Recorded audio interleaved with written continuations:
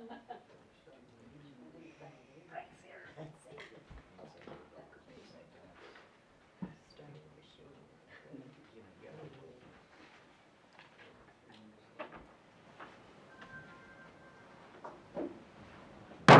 morning, everybody. We will call this meeting to order. This is our regular business meeting of Tuesday, March 3rd. We'll begin with the Pledge of Allegiance. Susan Gordon, would you please lead us in the Pledge of Allegiance?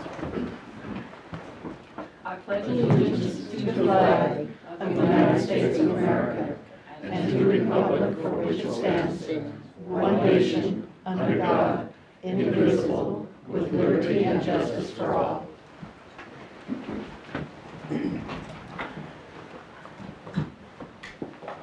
We'll move on to roll call. Commissioner District 1, Randy Netherland. I'm here. Commissioner District 2, Tim Sheldon is absent. Commissioner District 3, Terry Jeffries. Here. Item number 4, correspondence and organizational business. Do we have any correspondence to come before this body? Yes, we do. Fire District 18 sent notice that Trudy Michelle retired and will be elected a new fire commissioner. And the Washington State Liquor Control Board sent a special occasion license for Senior Activities Association and a list of businesses with liquor licenses due to expire in 90 days. Thank you. Any other correspondence or organizational business come before this board? That's it. We'll move on to item number 5, which is the open forum for citizens input. I'm speaking loudly at the request of one of the members in our audience, so I apologize if I'm blowing out your ears on the microphone over there. This is our open forum for citizens input. You'll be given 5 minutes per person to speak, a total of 15 minutes time limit for everybody. This is your opportunity to speak on issues that are not on the agenda. If they are on the agenda, we would ask that you would hold off and wait until that time when it comes up on the agenda, at which point you'll be given an opportunity to speak and give your opinions or even ask questions if you like. With that being said, if an item is not on the agenda, this will be your opportunity. We will ask that you come to the front. Please explain your name for the record and tell us perhaps where you're from. And please be brief in case others want to speak. With that being said, I will recognize you first. I'm the one that's hard of hearing, so that's why they're talking loud. My name is Beverly Godwin. I'm a resident of Mason County, and I'm here to request your attendance at some of our school board meetings. I'm sure you're aware of all the contention that's going on in regards to the proposed closure of the high school swimming pool. That's the only facility left in this county for the youth and the people. There's nothing else for the children. The school board just ignores our requests to work with them. They're just a mindset, they want to close the pool and that's it. There's been a lot of attendance at the meetings with real good input from the people. And we would like your support at the meetings. The meetings are the 2nd and 4th Tuesdays of every month at 5:30 at the Joyce High School. There'll be a meeting a week from today, next Tuesday at 5:30. You can find where it is with all the people, with all the signs. There has to be some kind of a community and school effort to save the pool. I don't know if the county would have finances to work, put with possible means that could be, I don't know what the people can do. That's what they're looking into. But the school board wants to just close the pool and demolish it the 1st of July. That's only a few months that the people have to come up with something, and the school board ignores us. Thank you. Thank you. Thank you. Pardon? If it's okay, I'm very interested in exploring an opportunity of a countywide metropolitan park district. Prior to this event, had been thinking about that and wanting to talk to, and had been talking to the city about that, incorporating the city into it.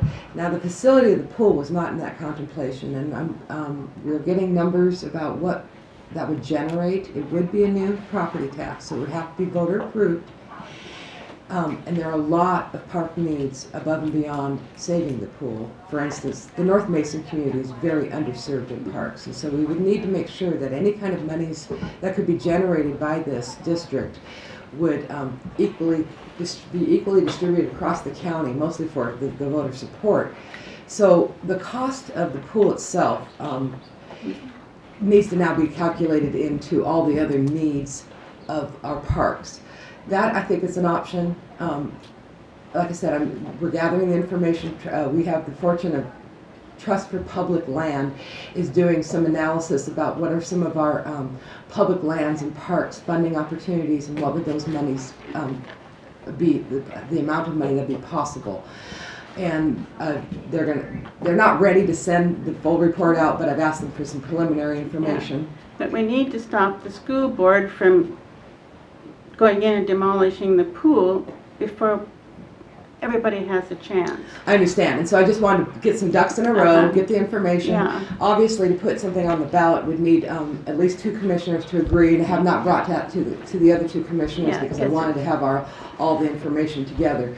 I suppose just to ask, generically, would you be interested in entertaining the idea? But I know that very much so that we'll need the North Mason community support, and they're not heavy users of that pool, so they have to have some sort of skin in the game, something that we know that they'll need too. So that's what we're working on, and I know that there's a short timeline, and maybe meet with. I've spoken with some of the board members and asked them to be aware that there is some other opportunities available, and they're kind of sitting back and waiting for us to come forward with something. So I don't know whether it can be stopped.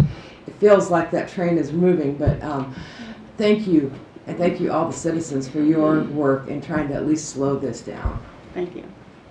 Well, while the commissioner was on vacation, I didn't know what she was able to do, so I tried to help a little bit and make some phone calls myself. One thing you have to remember is they are a sovereign entity that we have no control over. I know. And there's a desire that they need to have in order for us to pull off anything in order to save the pool. And the desire for them would be that they want to keep the pool open. Yeah. Absent of that, there is nothing. I know. Sometimes the more people that show up, the better it is. Yep, I agree. Thank you. With that being said, Tom.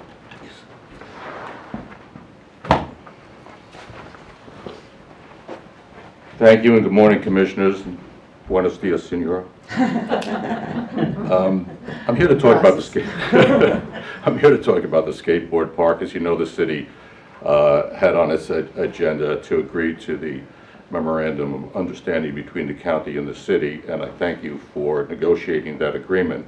Unfortunately, whilst you were gone, that agreement was pared down somewhat and limited the amount of contribution, or at least involvement, of the county in the skateboard park, which the language was not available for review last week when the county adopted that agreement. However, the city has, the poor, underprivileged, poverty-ridden city will pick up this expense.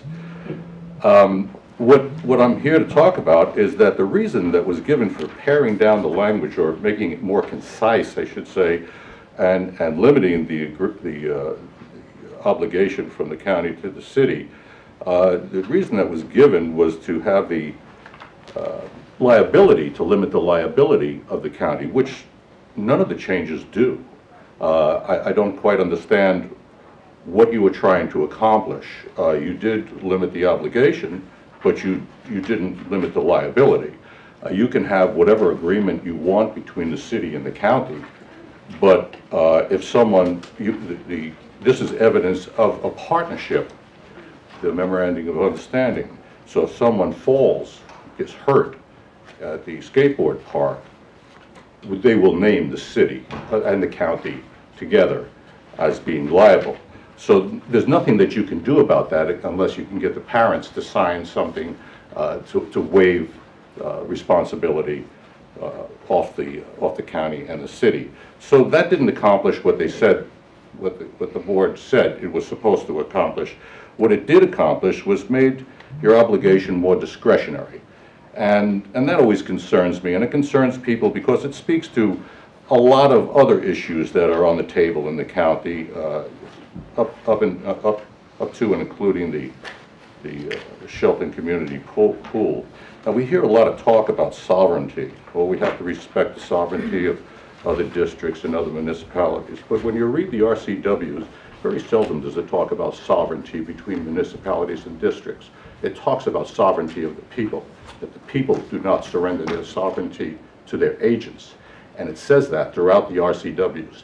That's where the emphasis should be, not on the sovereignty between municipalities. So when it comes to these agreements,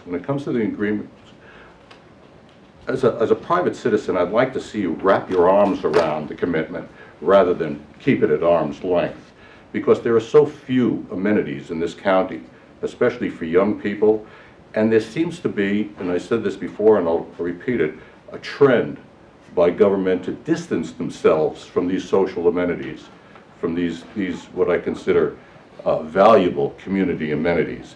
That's not going to generate a good county where people want to move and live. They look for these amenities for their kids. You're looking for entrepreneurs, you're looking for people to come in and start businesses. The first place to start is home.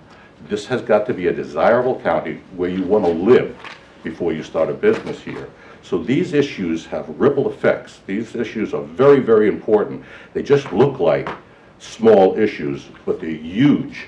When you compare them to the potential growth of this county is going to grow. The only choice we have in all our municipalities is to have some control over the quality of life as it grows. If you don't keep the reins on that, it will grow like many other counties. It will grow where developers want it to grow, where special interests want it to grow, and it will grow without the amenities and possibly even the infrastructure that's needed for a good, solid growth plan. Thank you. I'd like to address a part of that. The sovereignty issue, irregardless of where it's listed, they are sovereign and we have no control over them. They're elected and they have the rights to do with they want within the law in their domain. And regardless of my personal feelings or the Commissioner Jeffrey's personal feelings, that can't change it. Only their vote can change that. But as for the vote on the skate park, I understand where you come from, but there was a commissioner that had a question, had an issue, and wanted it fixed before he would vote on it. I wouldn't deny that of any commissioner if it's possible to fix it. We got it fixed and we got it passed. Is it optimum for a waste of a week? That's up to you to decide. But it did happen and it did passed, and it was a legitimate point that was asked at the time. I'm not sure that it got addressed totally, but if he was comfortable with it, I was comfortable with it because I wanted to move forward.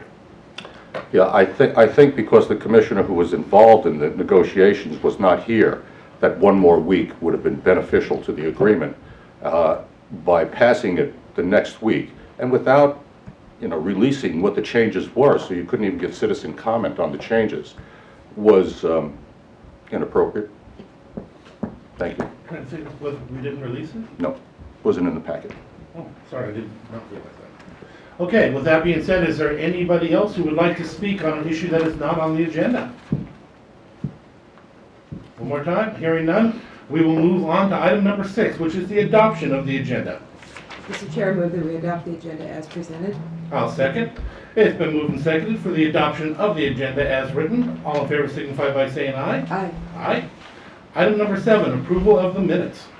Mr. Chair, I move that we approve the February 9th, 2015 briefing minutes and the February 24th regular meeting minutes. I'll second. It's been moved and seconded for the approval of the February 9th, 2015 briefing minutes and the February 24th, 2015 regular meeting minutes as written. All in favor signify by saying aye. Aye.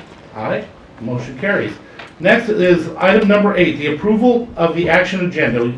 The action agenda is our agenda items that will be passed with one vote. Before we take that vote, though, we will go ahead and read each item to you individually, and you'll be given an opportunity to ask a question if it will help you decide whether to take it off for a separate vote. If you would like it to testify, we ask that you take it off for a separate vote, so you'll have an opportunity to testify specifically on that issue. But remember, there's a difference between a question to help you decide whether to take it off or the ability to actually have it taken off. This is two different items. With that being said, I will read items number 8.1 through 8.4. Commissioner Jeffries, if you would read, I think it's 8.5 through 8.9. That's correct. Item number 8.1, approval for the chair to sign the underground storage tank UST pollution policy authorization to bind coverage forms to renew the county's UST pollution insurance policy for the period of April 21st, 2015 to April 21st, 2016 in the amount of $782 and to reject the Terrorism Risk Insurance Act coverage as quoted. Item number 8.2, approval for the chair to sign the amendment to the state contract with Washington counties to help fund operations for their 911 dispatch centers. MACECOM, Mason County Emergency Communications, contracts through Mason County with the State Military Department Emergency Management Division for wireless and wireline operation funding. This amendment adjusts the funds based on a mid-year review of the updated revenues and expenditures in the contract. Item number 8.3, approval of the request for proposals for Mason County Parks and Trails Department marketing and Adopt a Park outreach project. The project will be funded using a special crowdfunding effort. Item number 8.4, approval for the chair to sign a contract for services with Northeast Stout Plumbing to provide labor, materials, and equipment to install backflow prevention systems for the Mason County Jail. Cost of this project will not exceed $22,328 and would meet the requirements mandated by the City of Shelton. Mr. Chair, item 8.5, approval of the agreement between Mason County Facilities and Parks Department and Darrell Chambers, allowing Mr. Chambers to serve as park attendant for Oakland Bay Park from April 1st, 2015 to October 30th, 2015. 8.6, approval of warrants. Claims Clearing Fund warrants numbers 801-9027 through 801-9607 for a total amount of $1,456,530.56. Salary Clearing Fund warrant 7000865, total amount $253.54, and the claims clearing year-to-date total for a claims clearing year-to-date total of $5,727,793.68, and for a salary clearing year-to-date total of $2,498,726.14. 8.7, approval to waive the 60-day waiting period and release Mason County's interest for Washington State Department of Transportation surplus property parcel 32231-43-00090. 8.8, approval of the Veterans Assistance Fund applications for food, $300, utilities, $67.87, for a total of $367.87 as recommended by the Veterans Assistance Fund. Finally, 8.9, approval for 2 half contracts for indigent representation in district court through December 31st, 2015. The 2 proposed half contracts will be with Justice Candall and Tersa Butler. These 2 half contracts will serve as replacement for 1 full terminated contract on the same terms and conditions, and splitting the caseload and splitting the same compensation. Thank you. Now that that has been read into the public, is there anybody who has any questions that would help them to decide whether or not to take it off the agenda for a separate vote? Tom? Yes, Mr. Chair, 8.7, why are we waiving the 60-day waiting period? Because when I put up that parcel number, it's not identified in the assessor's parcel list. It comes up as no such number. Well, if we vote on this, we're waiving it. It'd be waived because we have no need for or desire to get it, and we were asked to go ahead and let it go if we're not going to buy it, which we have no interest in the parcel for the county. That's the only thing that this thing controls, is whether or not we want it, and we don't want it. Do you know what parcel it is? Because it's not identified in the list in the assessor's office. It comes up as... Yes, it was shown to us. It was, what was it? You have the map there? I saw the map, but it wasn't, you have no way of tracking the history. You have no way of knowing No, anything about the puzzle. and again, that's not part of our decision making. The decision making is whether or not we want it or want to buy it for the county's purposes. And that small strip of land has no benefit to the county or any desire for us to purchase it. It's not for us to decide whether they should allow it, what their value is. None of that is under discussion for us, just whether or not we're interested in buying it. How is the public supposed to identify the piece of parcel in question that is public property? If I could, Commissioners, I've got a survey of that I property. was actually pointing to the auditor, or to the assessor, I'm sorry. Oh, I'm sorry. It's scary. That assessor could. I don't know why it's not identified. I'd have to research. Incorporated in the application piece. Okay. So this is the first I even knew this was happening, so I can't answer your question, but I could research the issue. Yeah, and I again, didn't have the answers. I didn't ever look it up for that, because I was looking at the map, it was very obvious. Commissioner? Yes, Diane Zorn, we found out late last week that the last 2 digits of that are transposed. So it's 90, and I did have Public Works, they looked it up and they talked to DOT and everything, so. It is a real parcel. It's 90 here with 09 in the packet. Got it. Right, and it's 90. yes. Okay. With that being said, are there any other questions in regards to any of the items on here to help you decide whether or not to take off for separate votes? Hearing none, is there anybody who would like any of the items on the agenda taken off for a separate vote? Hearing none, I'll entertain a motion. Mr. Chair, I'd move that we approve the action agenda items 8.1 through 8.9.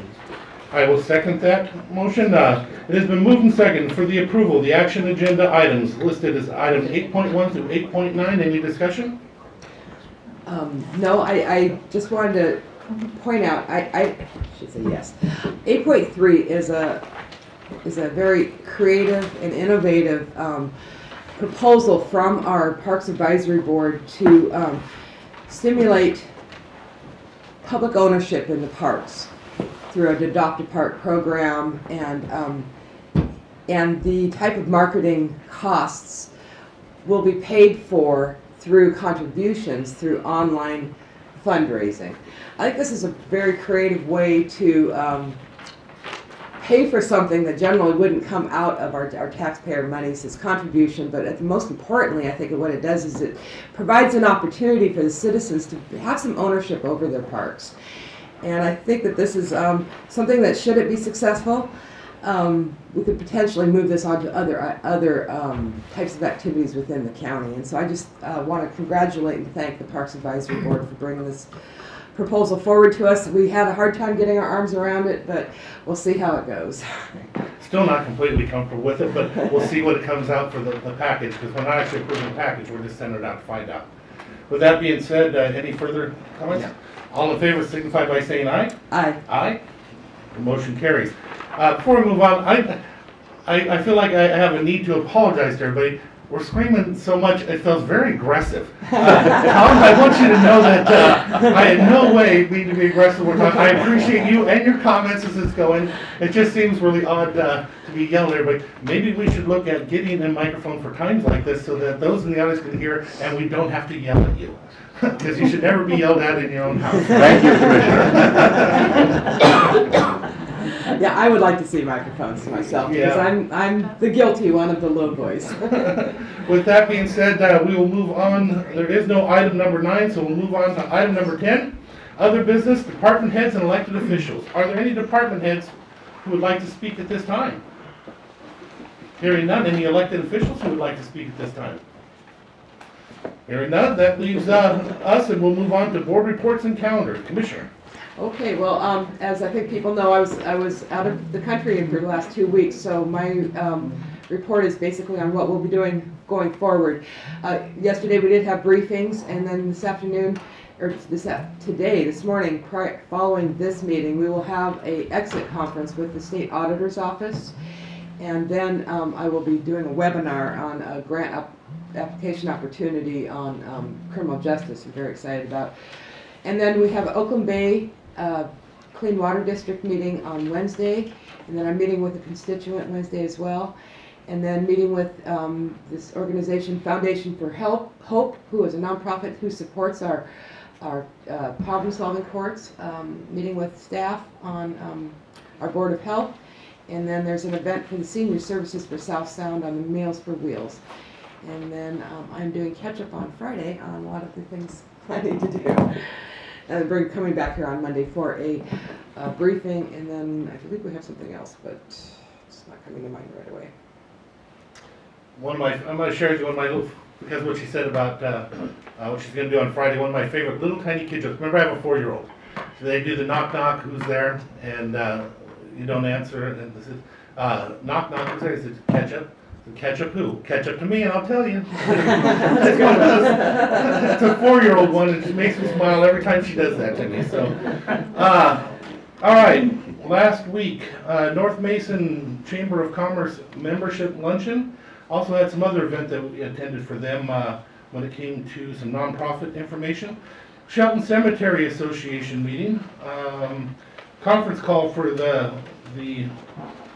Wasack Coastal Caucus in regard to some of the issues. We had an Alliance of Healthy Sound conference calls and talked to some of the different individuals in regards to some of the items we're moving forward for local integrated funding. I had the Wasack webinar conference call for our work that we do down in Olympia. A North Mason CAN meeting, which is all the nonprofits get together to see what they can do for the community, united. Let's see. Alliance of Healthy South Sound legislative briefing. And let's see what else we got here.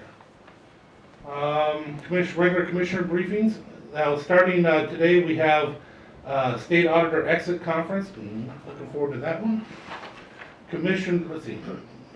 Then going to North Mason Chamber of Commerce Business Committee, Regulatory Committee with the EDC. I'm meeting with Frank on the issues with the Belfair Sewer. I'm meeting with Judge Finley in regards to some of the issues that she may have at the moment. We'll have a left board meeting, the Legislative Steering Committee meeting. I'll have to be in Olympia on Wednesday night, so I may be seeing Commissioner Sheldon at that time, so I want to put that on record.